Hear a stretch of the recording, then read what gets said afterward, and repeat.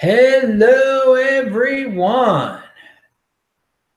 This is Adam Meister, the Bitcoin Meister, the Disrupt Meister.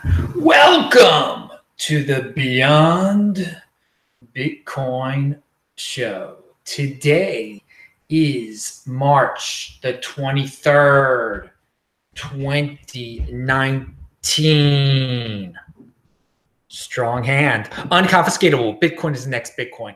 Personal responsibility is the new counterculture. Deferral of gratification. We'll be talking about that in a second. Conviction. Yeah, check out the links below. Get nice Honey Badger t-shirts like this below. Trezors, all sorts of stuff. And yeah, that is the Bitcoin Honey Badger. This is a Bitcoin t-shirt. I wear a Bitcoin t-shirt basically every single show, except when I'm wearing a suit, which is very, very rare. Okay. I want everyone to check out This Week in Bitcoin. It was a great show. We had some all-stars on. Ken was on. DJ was on. And Haas from down in Australia. Also, check out Thursday's show. And again, you can see all my old shows at disruptmeister.com. Follow me on Twitter at techbalt, TECHBALT. And that's also techbalt.com's all my This Week in Bitcoin shows. And a reminder, I am now all over the podcast world. All of the podcast links with all my shows are linked to below. So you subscribe there. Also, if you like podcasts, you'll get all the new shows and some old shows that I'm redoing, reconfiguring. It's some fun stuff going on. Some classics are coming back, are being resurrected, should we say. Okay, so speaking about resurrection, let's talk about last week. Let's bring up a show from last week. The show that I did, the Beyond Bitcoin show last week, I was talking about my 80-hour fast that I had just completed a few days before the show went on because I had been on a plane for a while. And one of the things about a long fast or even a shorter fast, it teaches you discipline, and that's something that I forgot to bring up. But I brought it up before, but it's worth repeating. It's discipline, self-control, and it gets you into long-term thinking because again, you keep on fasting, you keep on doing healthy things over time, you're going to improve your long-term health. If you're able to defer eating, to put off eating for a few hours, it shows that you have some discipline, and you can apply that to other aspects of your life, to Bitcoin, to holding. If you become disciplined with your food, you can be disciplined with just about anything, I think. So also, it's a numerical accomplishment you can point to that's healthy. It's a healthy numerical accomplishment. Usually when you're talking about, you could say, well, I ate this healthy food. Okay. But with this, you could say, I fasted 72 hours.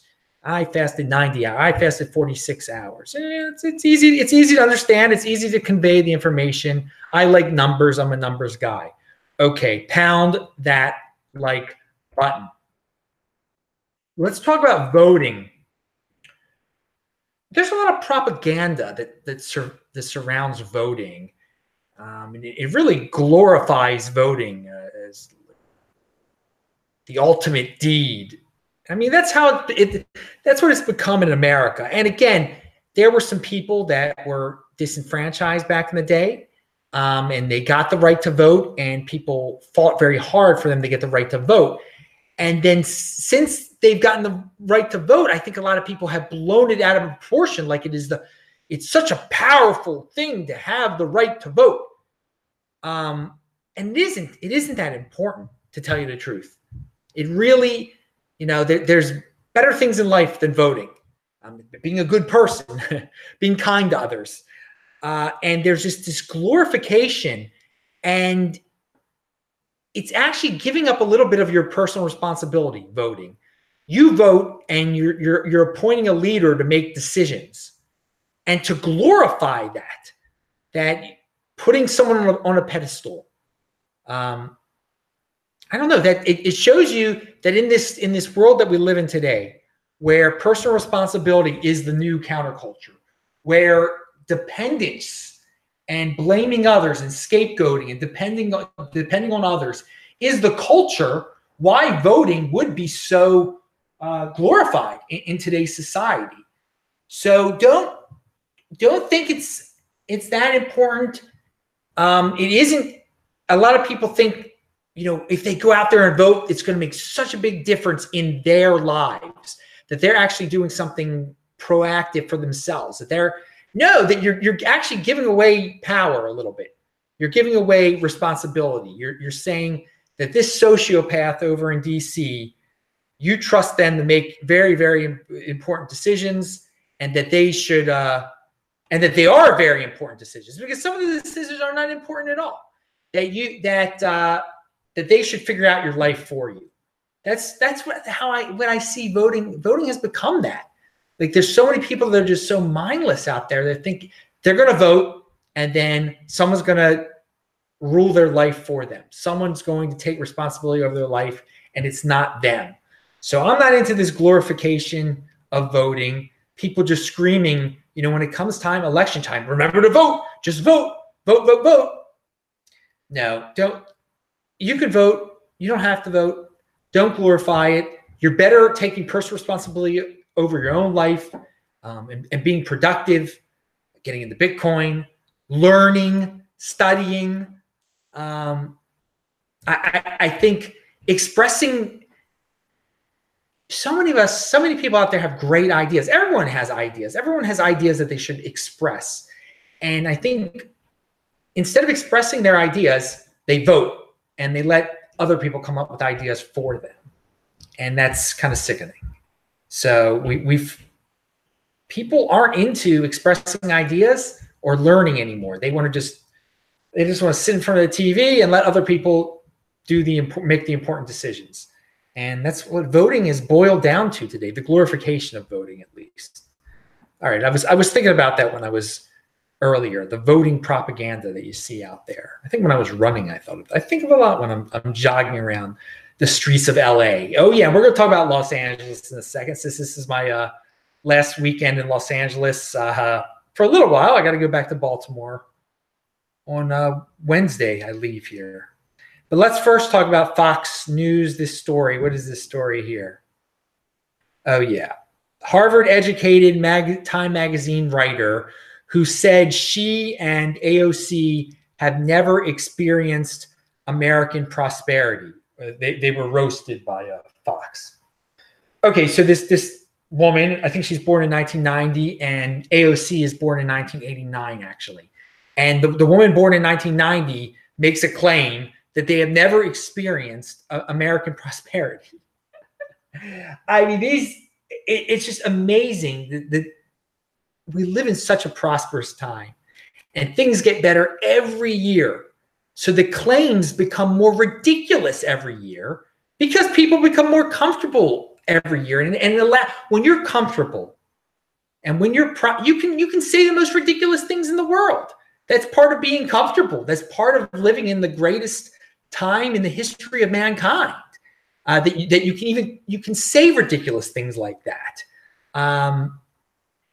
So no, they've experienced prosperity. I mean, you got a computer in your hand right now when you got one of those smartphones, and they've all got smartphones. You can summon an Uber. It's so much. And even the poorest of the poor in America, who live in welfare houses, Section 8 houses, I mean, they've got it great too. I mean, they've got it. Travel around this planet, and I see people going through garbage in Mozambique. I mean, see people living. When you're in Cape Town, going from the airport to Cape Town, just seeing the squalor on the side. Okay, in America, it's just an amazing time for prosperity, and that's the thing. These people like AOC and the writer, let them say what they're going to say. Okay, let them complain. Let them not be productive. That's their business. It'll end whatever way it ends for them. Okay, don't get into that doom hole and think.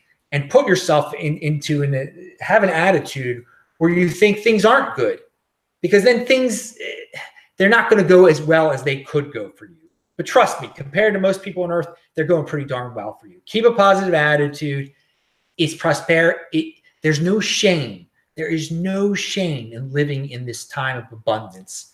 You should be very happy to be alive now. And I think a lot of people, they're so comfortable, they want shame. I don't know. They thrive. they enjoy shame, and that's a sad world. We've become so comfortable that people can develop psychological problems where they crave shame. It's unbelievable. Okay. Many out there are slaves to the YouTube algorithm in this attention economy. And I got this from Coterie.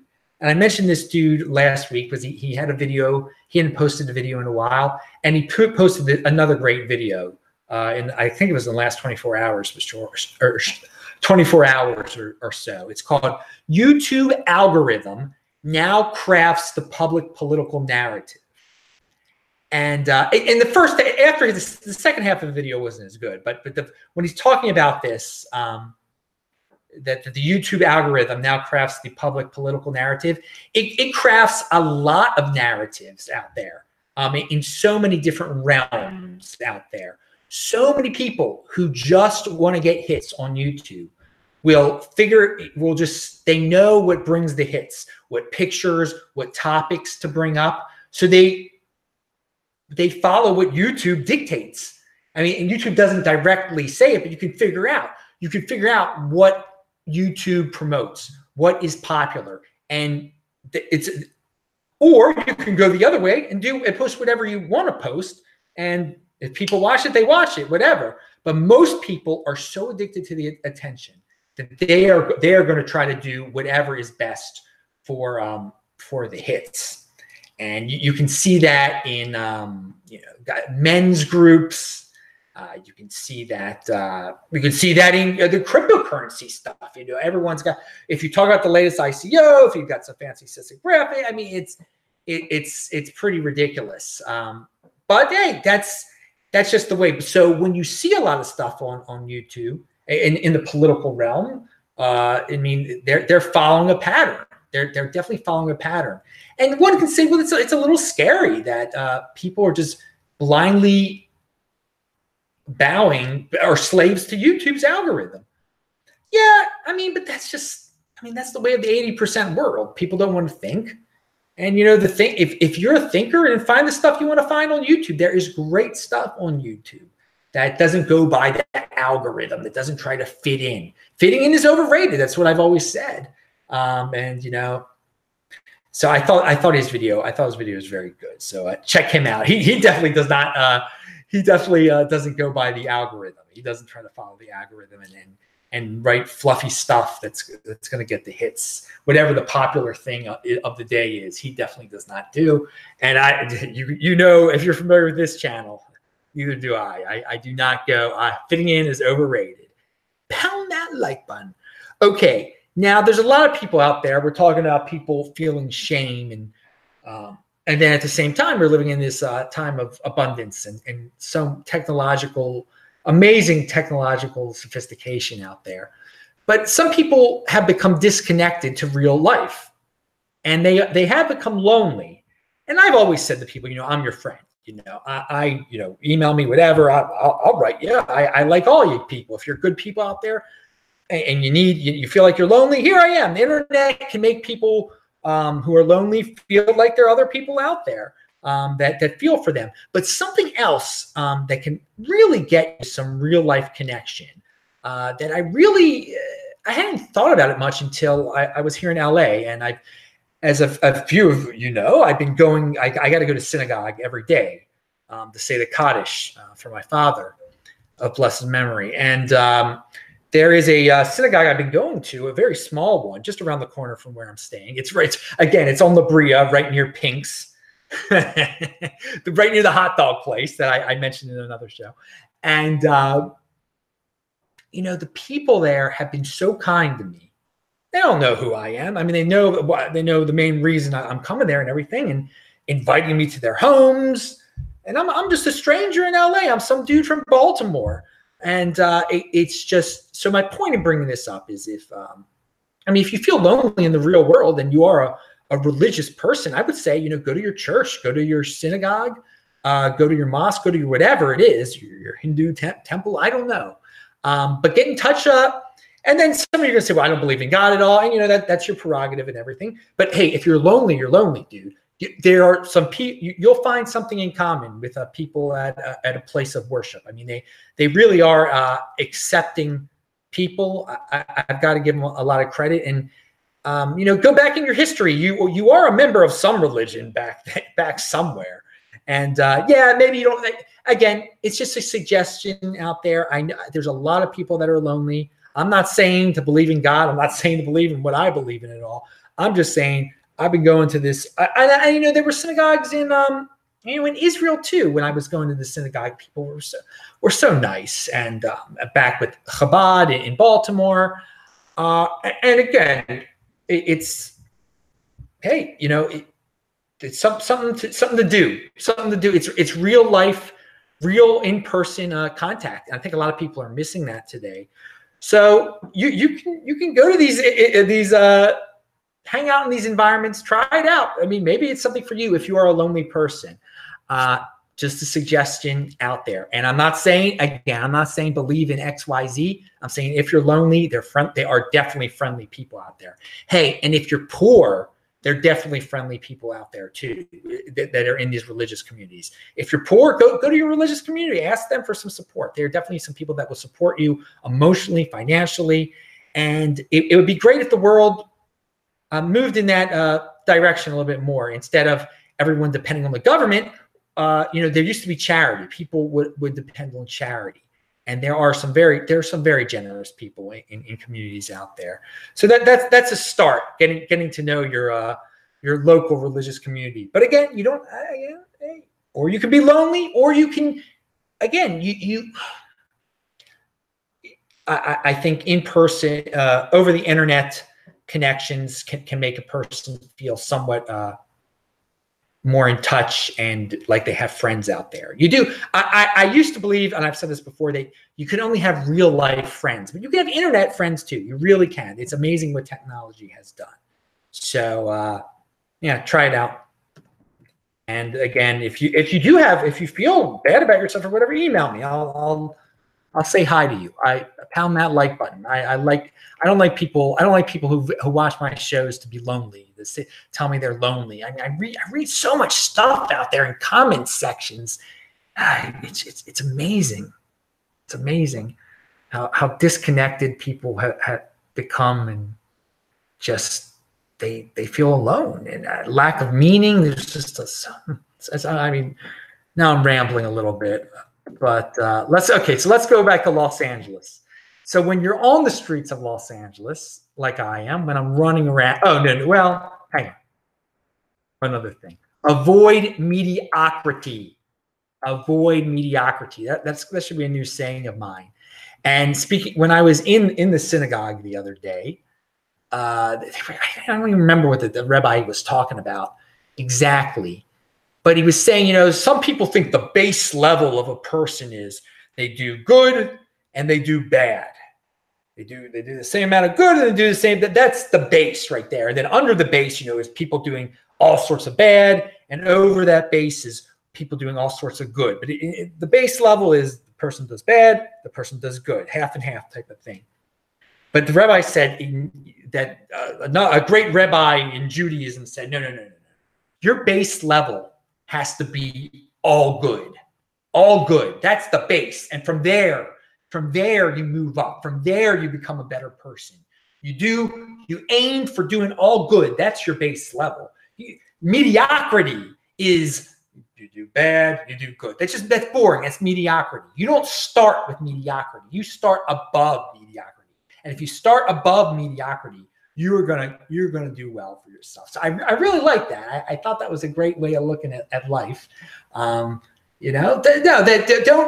you aim high, but you also start high. You also start high there. You don't I'm doing half good, I'm doing half bad, I'm going to start from here. No, you're doing it the best you can. You're doing all good. You're doing all good, and then you're going to try to aim to do even better than all good, super good stuff all the time. So that was inspirational. Okay, so avoid, and might as well just repeat it. Avoid mediocrity in life. Don't hang around people who are just like, yeah, man, I'll smoke some weed today, and then maybe I'll do some work, and maybe I'll mow the lawn, and yeah, I'll make a call. I'll work at. I'm aiming to get some 40 extra hours at the Target and then the Walmart, and that's all, man. Then I'm satisfied with that, and that's fine if that person is satisfied with that. That's mediocrity, though, dudes. That's mediocrity. Don't hang out with the people with the awesome ideas, the people who want to change the freaking world, the Bitcoiners, baby. That's what you aim for. You avoid the negative Nancy's out there. All right, so LA. So I'm running around the streets of LA, and I mean, literally, you can hear all sorts of people talking about the entertainment industry, the film industry. And it's just hilarious. Someone will be like, yeah, man, I was involved with this film. And blah, blah, blah. They'll be on their cell phone talking as loud as possible so you can hear that they're signaling to the world that, they were involved in some film or whatever. Or maybe they're just loud. I don't know. And it's just a reminder that I'm so happy to be not part of these huge, old, hulking conglomerates. The Hollywood, I mean, these studios are just hulking big companies, like so inefficient, and you got to move up in these bureaucracies, and you got to pray to them that they'll accept your script or allow you to work for them, and to be in this nimble future, to be in the Bitcoin overlay like I am. It's just funny to observe it all, and it's quite surreal, and it's just LA is pretty awesome when you are not in the film industry, and when you're not trying to be in the film or entertainment industry, when you're not waitressing or doing all the stuff that you have to do to be in that industry. It's just, you see some wacky stuff on the streets, and you can just observe it all. To be an observer of LA and not have to worry about the politics and the bureaucracy of the film industry, it's amazing. And LA is decentralized when you're not involved in the film industry or in politics. It is because the film industry and politics is very centralized. I mean, there's a certain way you got to go about things in this town. Apparently, I mean, these huge studios and everything, who knows the sickening things you have to do to move up in the industry. It's disgusting. But otherwise, it's a wild, wacky place where you can do a lot of stuff. Now, again, the taxation is incredibly high, and there's all sorts of negatives. But the weather is beautiful.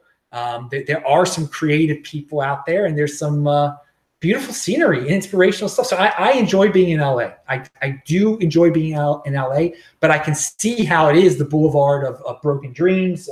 What is that? Sunset, I guess. That again, if you're in the industry, it can be a very depressing place. It can be a very lonely place, definitely. But if you're observing it all from the outside in the Bitcoin overlay, man, I love seeing it, man. I always have a good time when I'm here, man. And I put a big smile on my face to hear the people on their cell phones talking about the film industry. And I'm thanking the Lord I have nothing to do with that stuff. All right. So here is an article. What is this article here? Oh, yeah. This is a good one.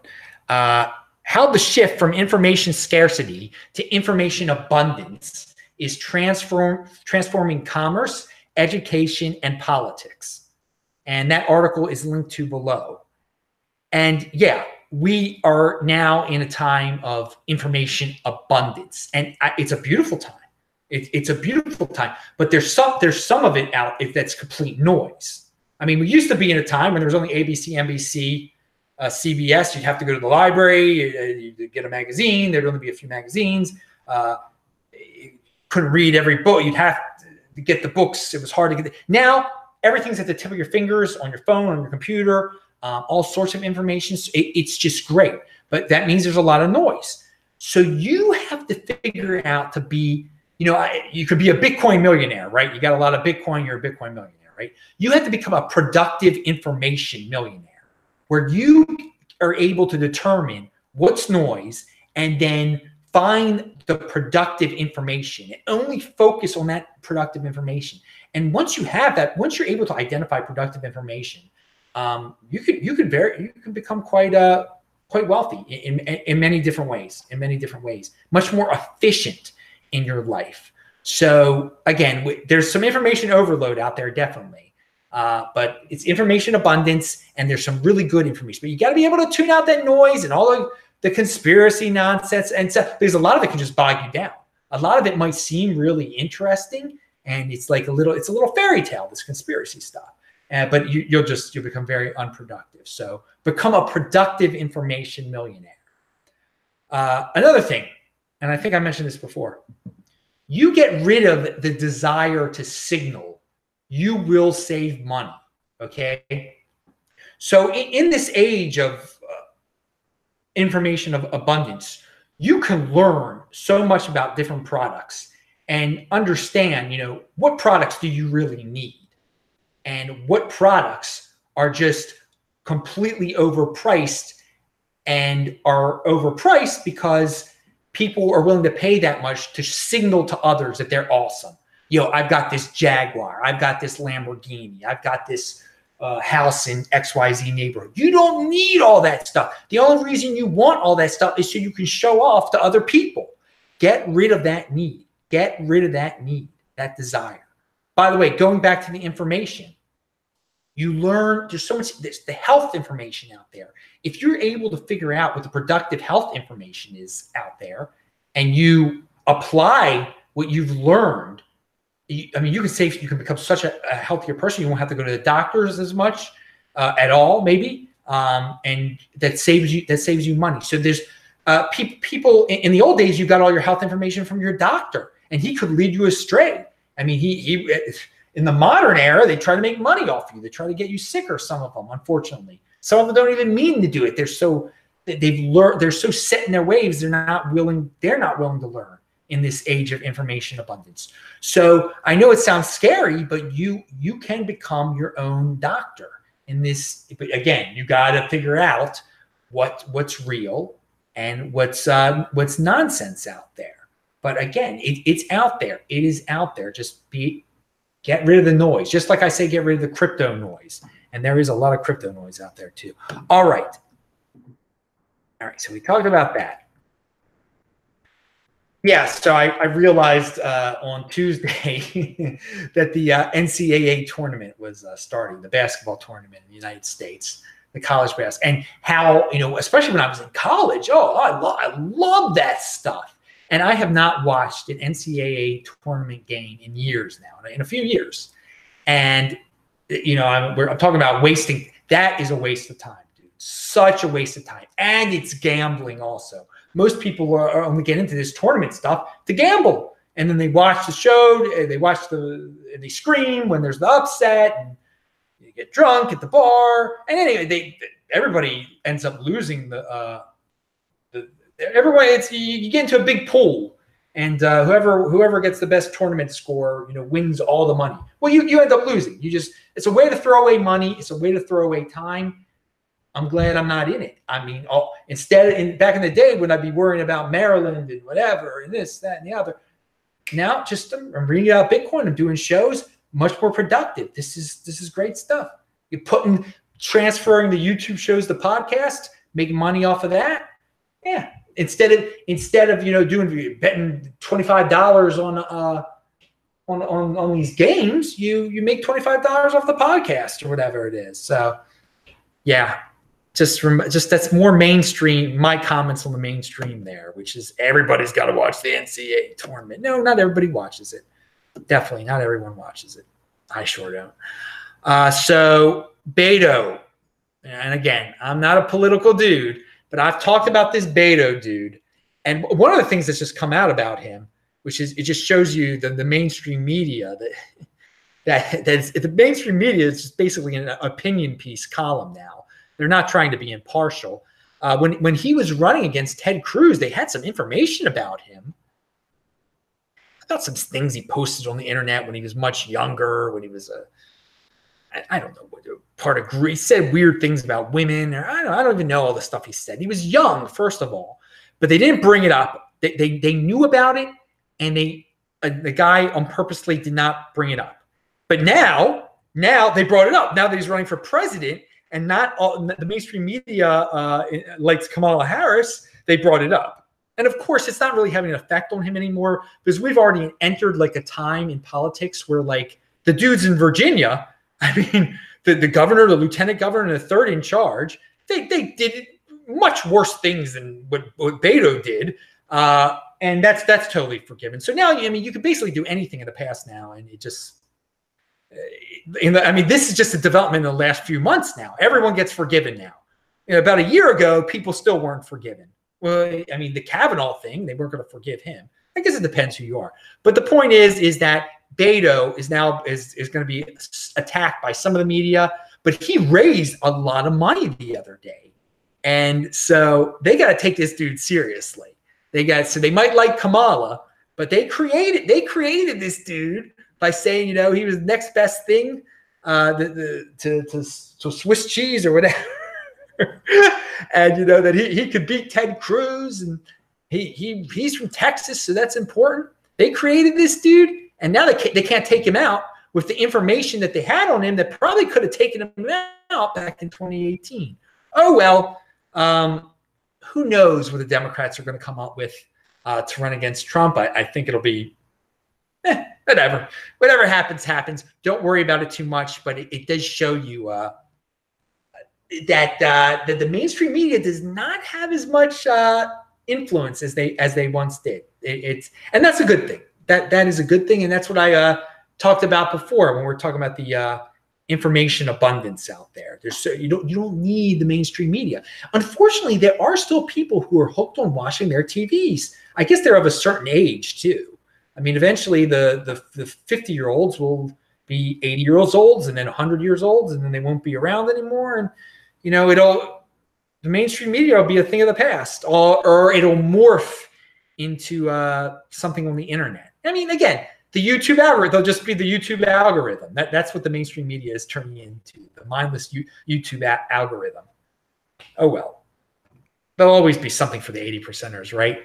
Be a 20%er, get into the Bitcoin overlay. How about that? And you pound that freaking like button. All right, the great, well, I can't say his name because it's a word that is immediately flagged. It's unbelievable. But let's call him M Money. M Money has a new video about real estate, and he's talking about how great real estate is. But he reminds you that real estate is not a passive investment. And this video actually should scare you off from real estate, okay, and get you into Bitcoin. Okay, and I've said this so many times. No, real estate is far from a passive investment. So much maintenance involved, so much that can go wrong, so much that you have to do with the taxes. Every year there's a new thing. Every month new tenants, this, that, and the other.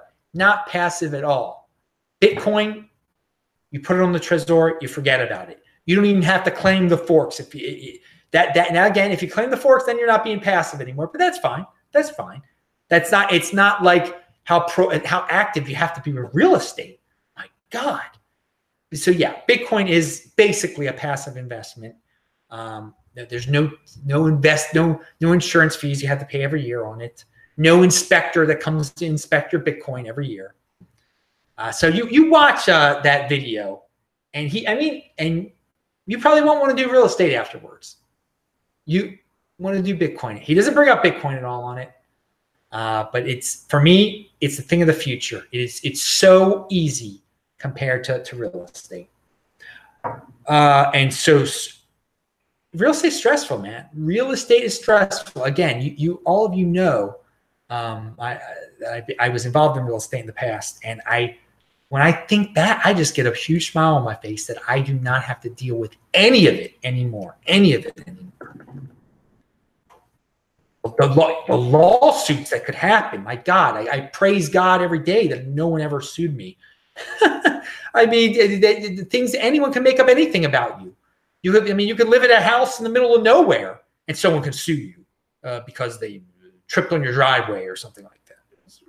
It's hard. It's a static piece of value right there that they can hit. An asset that is just a big hulking asset that people can grab pieces of. or try to at least. Bitcoin is an invisible asset. No one can do anything to it. All right. If you've got control of your private key, put it on your Trezor. Okay. This is from Economic Invincibility. It's a good video. I meant to mention this I was supposed to mention it last week, but I ran out of time. Social credit is already here. And yeah, most people do stuff for social status already. So other people see it. They signal, as I was saying before. So having rules around it, having a social credit score by the government, I mean, yeah, people will obey. People will obey. They'll be fine with a social credit score. Because they're already signaling. They already try to increase their own personal social credit score. I mean, it's not an official score, but they want to signal the most out there so other people look at them and other people see. They will obey in the future all the rules so that they behave properly, so they don't lose the ability to signal to other people, so they don't lose the respect of other people. So yeah, we already have an informal social credit system already in place. And so, the government putting one in place, I mean, I'm not a fan of that at all, but there'll be a lot of people that'll be like, yeah, great, make it official. 80%ers are already addicted to the look at me signaling culture. And if it's taken away from them, if their ability to signal is taken away from them, they will repent and they will obey to get it back, to increase their score, their official score. Again, you don't have to worry about all this stuff if you're in the Bitcoin overlay, because what if there is a social credit score, the way they'll punish you is like they'll take away your credit card, your ability to use to buy certain things, to shop at certain stores. Your money won't be good in certain places that you were once able to buy fancy things at to make other people respect you. But if you're in Bitcoin, yeah, you don't have to worry about that. You can get what you want to. You won't be caught in that matrix. And again, will we have something as official as China is trying to have? I don't know. I don't know. But I know that whatever is put in place, it is avoidable if you're in the Bitcoin overlay. Okay, moving on. But he is right by saying that there are already people out there who have shown the willingness to accept a social credit score. Okay, I see we got something in the super chat here. What's going on? Tony Traveler sent 20 bucks. Thanks, dude. And he says, strong hands. Dude, you're in motion, man. Good job, brother. Thank you very much. I do appreciate the support. I don't know where you are, but it's 11 o'clock already here on the west side, baby, of the United States. All right, moving on. What do we got here? Jeet, the great Jeet. He's talking about Chicago, and he's been on the show before. Hi, and he gives two examples of what's going on in Chicago, or what could be going on in Chicago. And this is great. High time preference. Chicago to pass $1 per transaction tax to fill the gap from poor governance. Okay, that is really they're proposing this. $1 per financial transaction tax to pay for some ridiculous programs that they have to pay because Chicago's broke. The low time preference thing to do, which they will not do, is reduce barriers on financial tech/crypto, remove zoning laws, and capture exodus of mobile firms and people from New York City, Connecticut, and San Francisco after they collapsed from poor governance. Okay, so no, there is no long-term thinking in government. That's the lesson of this. They will always go for the short-term solution. Always, always, always. So that's why, what's up with the glorification of voting? I mean, you're voting for these people that are always going to do the wrong thing, that are always going to be short-term thinkers. Long-term thinkers win the day. Long-term thinkers, savers, that's Bitcoiners. That's the 20%ers out there who hopefully will get into Bitcoin. But no, the bureaucrats, politicians are always going to go for, oh yeah, let's do this. This tax will solve the problem today. It won't solve it tomorrow. It creates more problems. Good job, Jeet. That tweet, It's linked to below. Everything is linked to below that I talk about here. All right, so back in the state of Maryland, Baltimore, where I'm from, where I'm going back to, approval from both chambers. The state legislature moved Tuesday toward making Maryland the first state in the country to ban polystyrene foam food containers and cups. All right, some more short-term thinking, virtue signaling there. This is what the bureaucrats worry about. This is who you're voting for. This is who, voting is better than anything, apparently.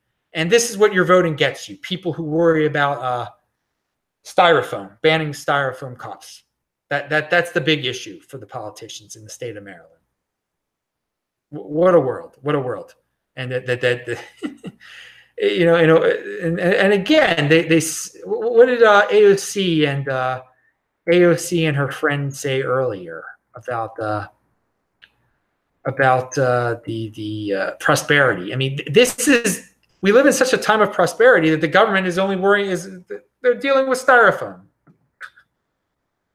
Okay, if things were horrifying, the government would not be dealing with styrofoam. They're not horrifying, but the government should be focused. If the government was run efficiently, they wouldn't be worrying about styrofoam. They would be worrying about. They'd be trying to empower more people and make more people personal responsible, make less people dependent on the government. But they're not into that. They want more people. So dependent on the government. The Daily Beast. Here's a quote about the Yang people. Their disillusion appears to have led several commenters to a pragmatic conclusion. They can vote for Trump and get nothing while the world falls apart, or they could vote for Yang and watch the world fall apart and enjoy an additional $12,000 a year. Oh, God. So, yeah, this is what voting has become. Let's vote for the guy who's going to give me free stuff. I mean, that's what it is right now. Oh, the world is falling apart. I can't control the world. I can't control my place in the world. So why not just laugh and vote and get money for voting? I mean, that's the logic there. And another thing, Yang has these fans. And it's a shame that it's come to this, that people think politics is so important, that in order for Yang to get into the debates, he had to get 60,000. They made rules that 60,000 individuals have to contribute to your campaign. So he actually broke that barrier, apparently. And I think that's a shame. I think that's a shame that regular people are wasting their hard-earned money on getting this guy onto a debate. You're not helping yourself at all. You're not helping yourself by contributing to these campaigns. Even Yang's campaign, I mean, you're not helping yourself at all. You'd be better buying Bitcoin with that. And again, these are the same people in the long term will complain and say, oh, you Bitcoin people got lucky. No, they didn't contribute they didn't throw their money away so some dude could get on a TV show, basically, to debate. Oh, God. So, yeah, we live in a society of abundance where, I mean, you don't even have to work. Some people choose not to work. They live off the government. And that means less competition out there for the people who do work, which is a good thing if you're working. And then when someone out there who they're not competing with, when one of these people who removes themselves from the competition, who just lives off the government, they see someone who stayed in the competition and did awesome and came up with some idea that makes him insanely wealthy. They are the first people to complain. They're the first people to complain about that person who came up with this world-altering idea. They didn't want to compete at all. But a guy who was competing and came out with a world-altering idea, they're going to say it's unfair, and that he needs to give to them. Why? They removed themselves from the competition. They removed themselves, and now they say, you know what? I gave up. I forfeited. and the winner needs to give me a lot. I mean, no, it makes no sense. But that's the world we live in. That's the society, the abundant society we live in today. Because they wouldn't, if we didn't live in a society of abundance, they would have to work. They would have to work. They couldn't sit around and complain all day and come up with theories on why the most productive owe them.